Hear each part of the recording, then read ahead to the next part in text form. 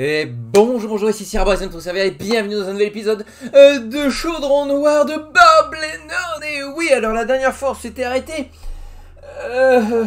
c'était pas terrible. On change de scène et je vous explique ça tout de suite.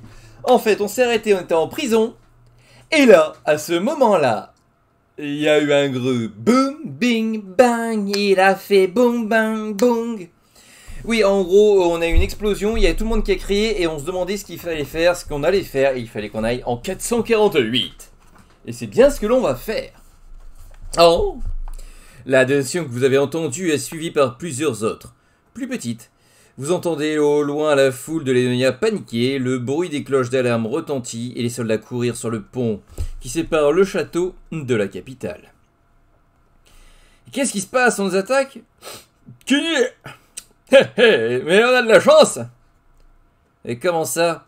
Bah, ouais, on va le plus sécurisé que je connaisse. Sauf si on prend un tir de catapulte dans le poire, là, mais bon... Dehors, un concert de bruit indescriptible précède le fracas de bâtiments entiers qui s'écroulent, ponctués par des grincements de métal. Des balistes à harpon? C'est pas de sens, ça. C'est des trucs pour gripper les navires que tu tires depuis un château, normalement. Analyse votre ami. Tu penses que c'est Virulus? C'est probable. On a buté son général, donc il a une armée. Maintenant, s'il veut conquérir le monde, pourquoi pas commencer ici, hein? En plus, s'il nous cherche, il fait 2 pierres 2 coups. Terminez-vous. S'il sait qu'on est ici, il doit penser qu'on est à sa merci et qu'il peut nous cueillir comme il veut. Et là, on va se croire tout permis. Je te jure que je veux le saigner, ce seigneur-là. Bref. Il faut qu'on sorte d'ici tout de suite. Ouais, non. On a encore le temps devant nous, hein. Un siège, ça dure des plombes. Les soldats vont venir par stresser et ils vont vouloir se détendre. Il y a forcément un qui va venir pour me chatouiller. À ce moment-là, il faut semblant d'être haché et là, on le défonce. Je peux même utiliser ce qui reste de pain pour l'assommer. Le colosse éclate de rire devant votre élan guerrier. Salut Uli. Je commence à déteindre sur toi, je crois. Maintenant, essaye quand même de t'attendre un peu. Hein, je sais que c'est pas facile quand ça bastonne dehors, mais bon. C'est le mieux qu'on puisse faire pour le moment. Vous vous rasseyez sur la paillasse et laissez le temps de votre compagnon à votre et passez le temps avec votre compagnon de cellule en essayant d'ignorer la situation dehors. Les cris de panique laissent place au son lointain des combats. La fumée des incendies s'élève dans le ciel et depuis votre fenêtre, vous pouvez apercevoir un morceau de ce qui reste, ce qui semble être tout du moins, un immense chêne ancré dans un bâtiment. Priez intérieurement à Dieu qui voudra bien d'ailleurs vous écouter, qu'un garde normal descende et non pas un suppôt de Virulus. Une fois la nuit tombée, vous entendez des cris de village, de pillage, des célébrations ivres et d'autres incendies. Fort heureusement, une pluie battante inonde la ville et étouffe les flammes, ainsi que le son des hurlements. Parvenez enfin à dormir après avoir appliqué longuement aux herbes sur votre blessure. Regagnez le quart de vos points de vie max, arrondi à l'inférieur, et aucun de bonus d'objet ou d'accompagnement d'équipement ne s'applique à votre régénération. Et réveillez-vous en 150. Alors le quart de mes points de vie max. Hein.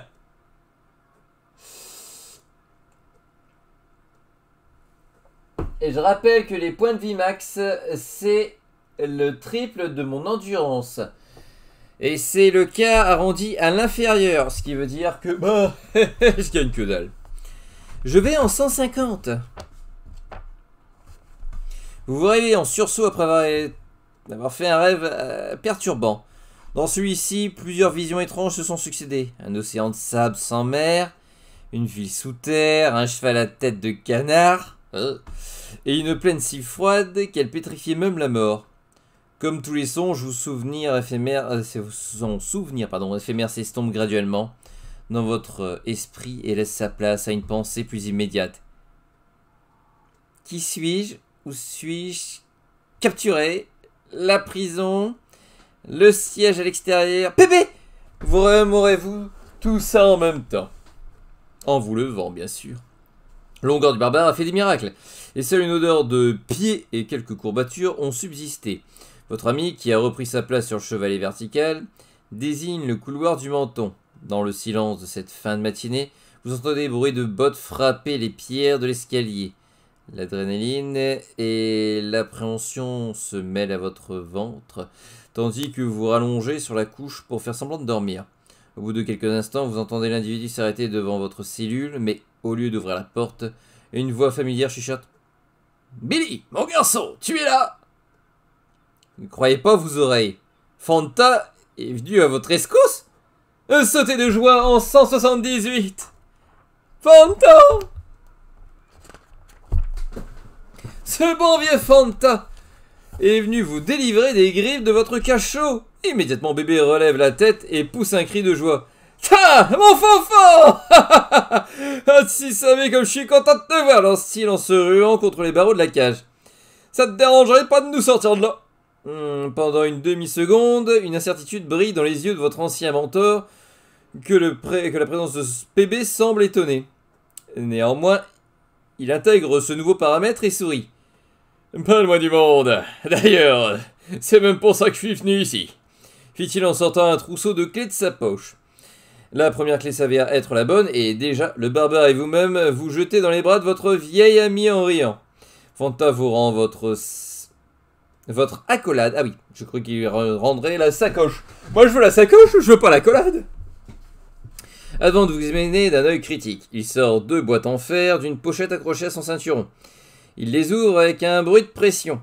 Avant même que vous ayez pu expliquer ce qu'elles contiennent, le géant en saisit une et l'avale d'une traite. C'est un tonique. Pas exactement un soin pour le long terme, mais ça devrait vous aider à tenir pour ce qui va arriver. Tu veux dire l'attaque d'hier? Il y a un siège, comment on va s'en sortir? Il n'y a pas eu de siège, mon garçon. Tu comprendras une fois dehors, Virulus est de retour, et les forces ont conquis la ville. Par Zarkhan. En une nuit? Et les murs y étaient là pour décorer? La moitié des forces de la ville étaient déjà à sa solde. Il y a eu qu'à cueillir, et maintenant, vous devez l'arrêter. Hein? Mais pourquoi nous? À cause du rituel qu'il prépare. Statistiquement, vous avez aucune chance de vous lui échapper. Autant qu'on lui rentre dedans, hein. Et garde l'effet de surprise, s'exclame le barbare, ravi d'avoir compris un plan avant son exécution. Mais c'est suicidaire, criez-vous à votre mentor. Peut-être, mais c'est le seul moyen. Faites-moi confiance, mon petit garçon. Oui, fais-moi confiance. Vous ignorez si suivre son conseil est une bonne idée, et l'ampleur de la tâche vous submerge. Trouver et vaincre Virulus. Et c'est sans compter sur les forces qui envahissent la ville, la magie et les créatures à son service. Et puisqu'il vous a déjà trouvé par le passé, il vous retrouvera tôt ou tard. Pas le choix, vous devez en finir une fois pour toutes. Où sont nos affaires déjà? Demandez-vous avec une conviction toute neuve.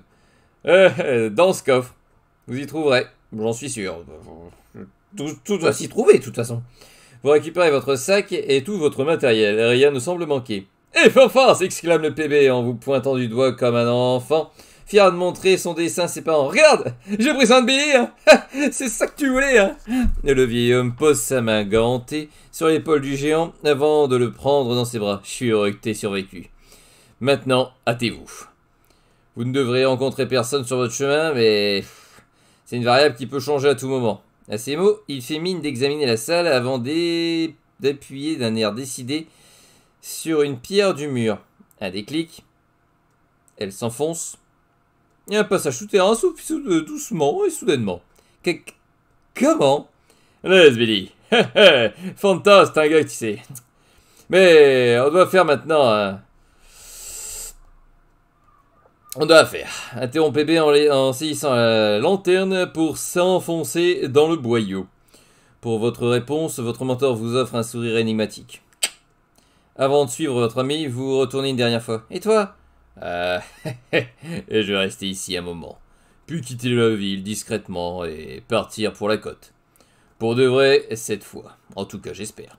Ajoutait-il en vous adressant un sourire. J'ai fait ma part. Il ne tient qu'à toi de faire la tienne. Bonne chance, mon garçon. Vous quittez la prison en passant par les souterrains. Pendant que vous marchez avec votre ami, vous descendez la boisson de Fanta. Regagnant le quart de vos points de vie maximal, arrondis au supérieur et appliqués à tous les bonus magiques, objets ou équipements. Chouette, chouette, chouette. J'ai retrouvé mes 3 points de vie. Ouais, il va vraiment falloir que j'augmente mon endu, moi. Un breuvage vraiment étrange qui pique la langue. Pas le temps d'y penser cependant, vous trouvez une échelle qui vous mène à la surface. Vous assurant que la voie est libre, vous dégagez la plaque qui bouche l'entrée et sortez dans l'arrière-ruelle en 300. Oh!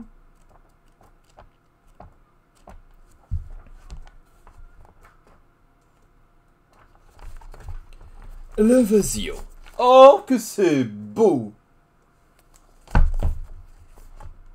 Étrange même.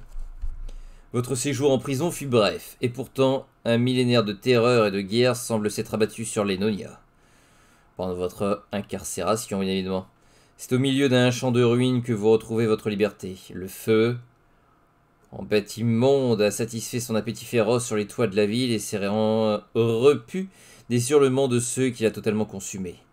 Ce qui reste de la population ne vague plus joyeusement à ses occupations, mais reste caché, hagard. Loin des créatures, gobelins et autres trolls qui défilent dans les rues, en arborant fièrement la couleur de la force du Seigneur Noir. Toute joie et toute effervescence ont été confisquées au bénéfice de la souffrance, et une odeur de bois brûlé, de sang et de terre humide qui recouvre ce qui était il y a peu encore un havre civilisé où le soleil chauffait les murs. Malgré l'heure avancée, les ténèbres couvrent la ville de leur linceul. Que bordel! On aurait peut-être mieux fait de rester en tôle, analyse PB. Regarde, au bout du doigt, vous désignez le ciel d'un noir boueux, pareil à un océan de pétrole.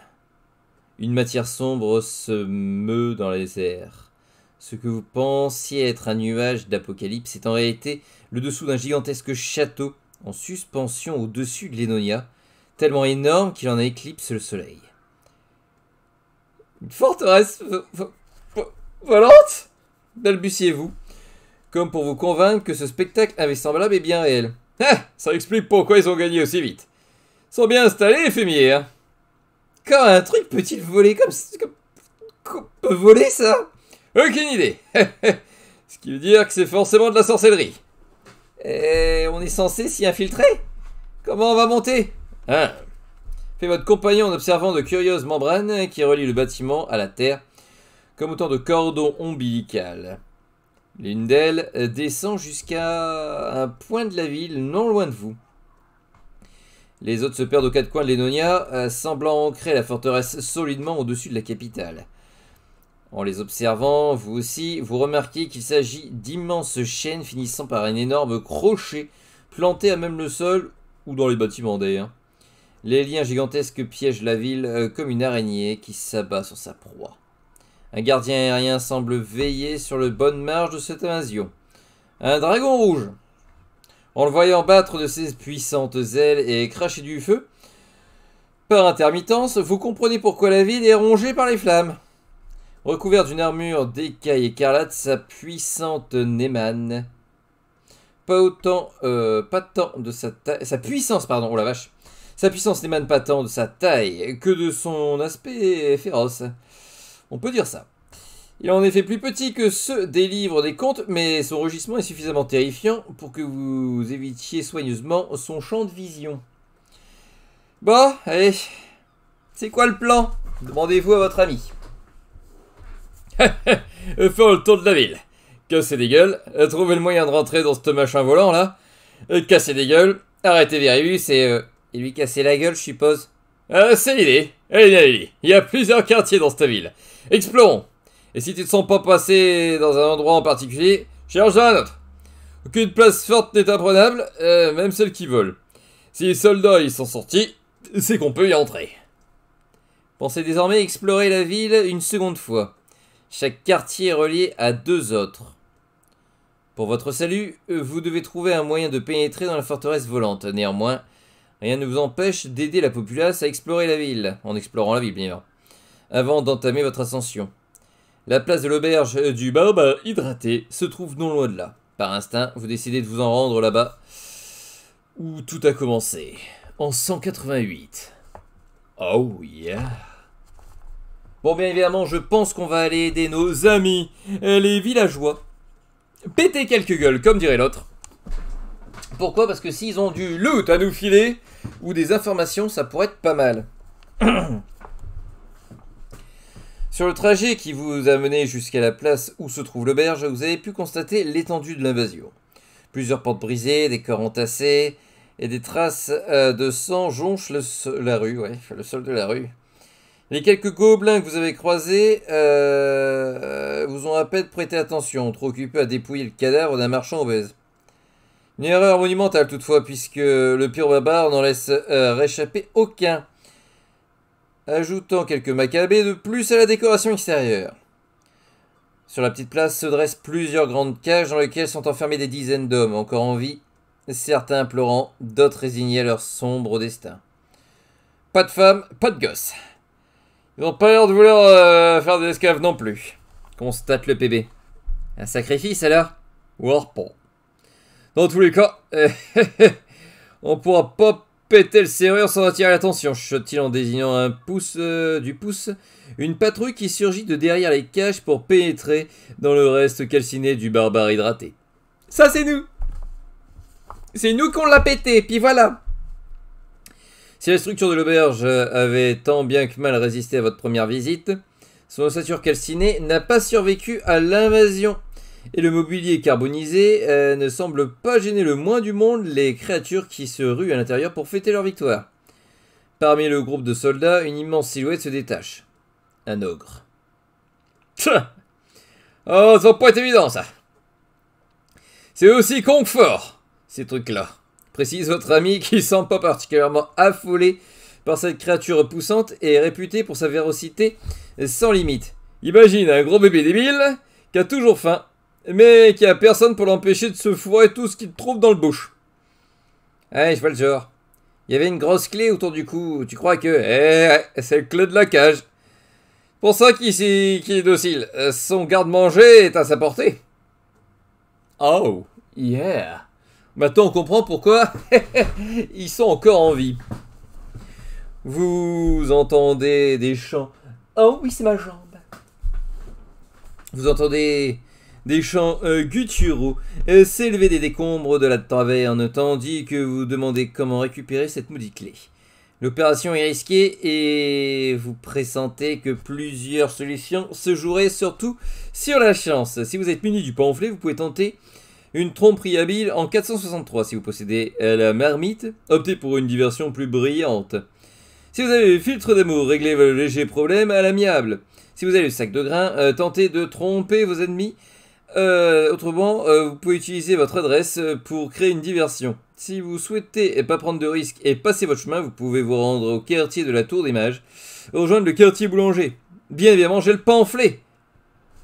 On va aller sauver ces hommes. On aura besoin de toute l'aide de tout le monde, je pense. Allez, en 463. On va aller se faire ce tout petit bidule. 463. C'est loin, dites donc. Vous décidez d'une stratégie pour le moins originale. Muni de votre pamphlet, vous dites à votre ami. Bon, j'ai un plan, mais il va falloir que t'aies l'air méchant.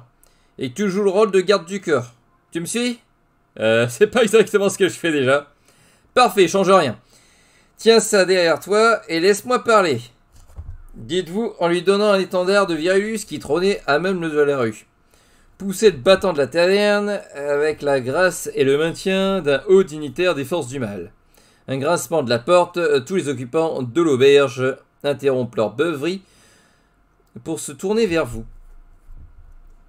Plusieurs gnolls, une poignée d'orques et une ribambelle de gobelins vous regardent d'un œil interdit, tandis que l'ogre continue calmement de manger une soupe. Soldats! Garde à vous! Hurlez-vous d'une voix autoritaire. Par pur réflexe, certains d'entre eux se lèvent de leur chaise et exécutent un salut maladroit, avant même de réfléchir à la situation. Les autres n'ont pas le temps de réagir avant que vous ne poursuiviez. Inspection surprise post-invasion. Je suis implacable. Ô inquisiteur de la grande armée de Virulus, nommé par le Seigneur Noir lui-même. Tremblez car c'est l'heure de votre évaluation.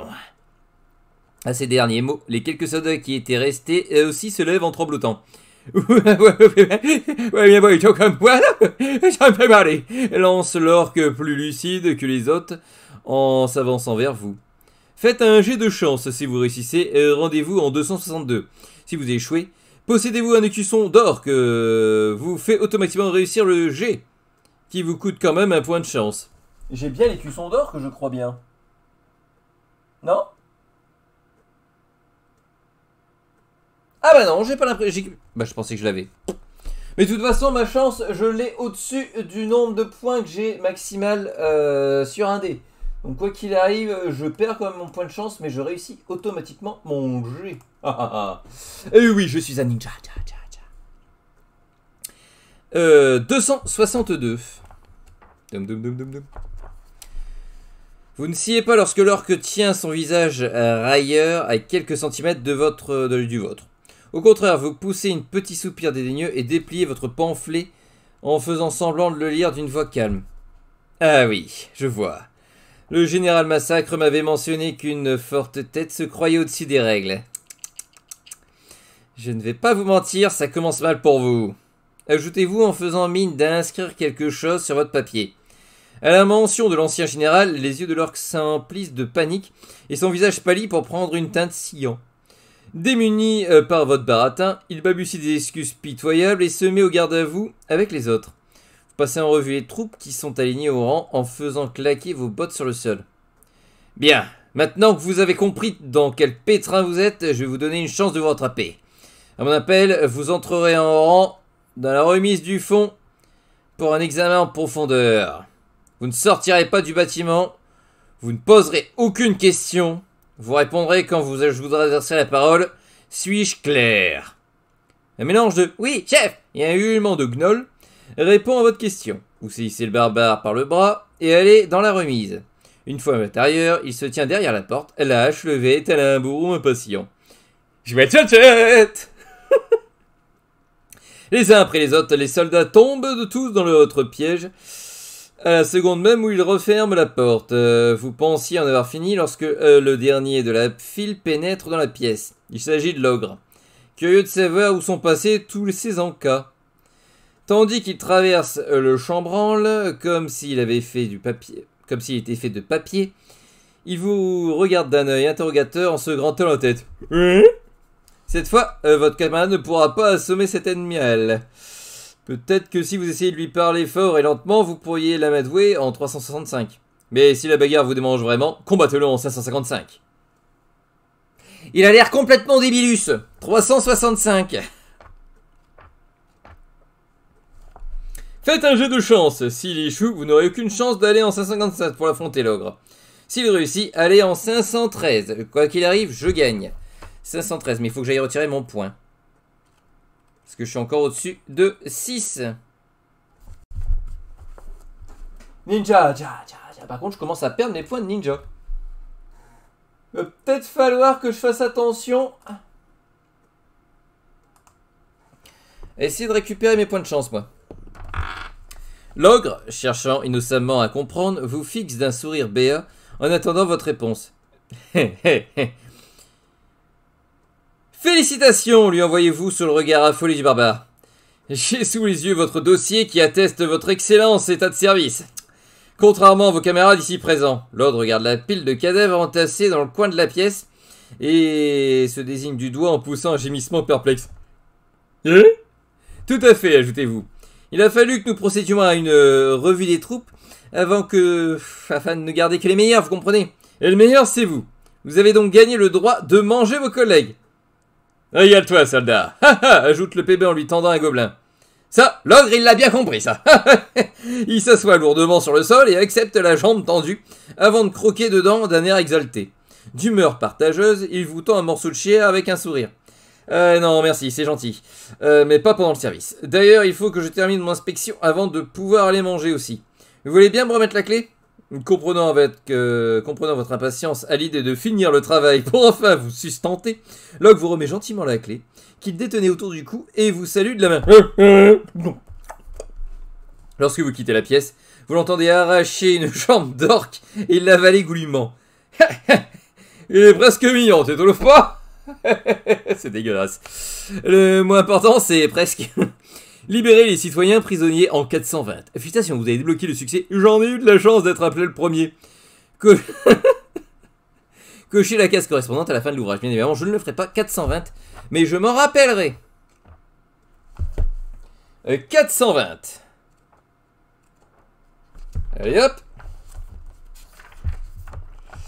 La voie est complètement libre. Vous avez fait place nette d'un autre côté.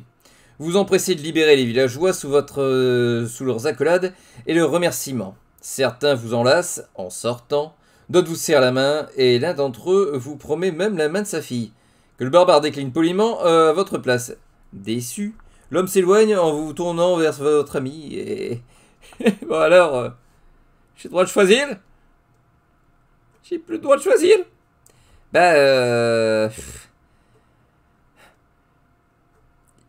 Je me suis fait avoir la même fois, une même fois. Voilà, je me passe sur une fois. Le garçon m'avait fogué un cheval parce que je lui avais sauvé la vie. Le canasson était tellement malade que j'ai failli crever avec. Et vos rêves totalement brisés par la bienveillance de votre compagnon vous poussent un soupir en observant l'effervescence qui anime à nouveau l'esplanade. À votre surprise, plutôt que de fuir et de se cacher, il s'empresse de rassembler des armes de fortune et de barricade la zone dans le but de tenir la place. Cet élan combatif vous rend espoir et vous gagnez un point de chance. Yes! Yata, j'ai repris un point de chance. C'était bien la peine de le perdre. Si vous êtes prudent... Non, je suis débrouillard. Gagnez aussi un point de gloire avant de vous rendre en 489. Mais ça, on le fera dans le prochain épisode. Sur ce, j'espère que vous avez passé un bon moment de compagnie. Si c'est le cas, n'hésitez pas à commenter, liker, à partager et à vous abonner. Si ce n'est pas déjà fait, ça ne vous coûte rien. Et moi, ça me ferait extrêmement plaisir. N'hésitez pas non plus à nous rejoindre sur Twitch. Et oui, car je suis en plein live pendant que je fais les tribulations de Bob Lennon. Enfin, du Pierrot Barbare. C'est pas Bob Lennon, voyons. Il est plus musculeux. Oh, Bob Lennon, bien sûr. Du Pierrot Barbare et de Billy dans le chaudron noir. Et quant à moi, il me reste plus qu'à vous dire à la prochaine. Bye.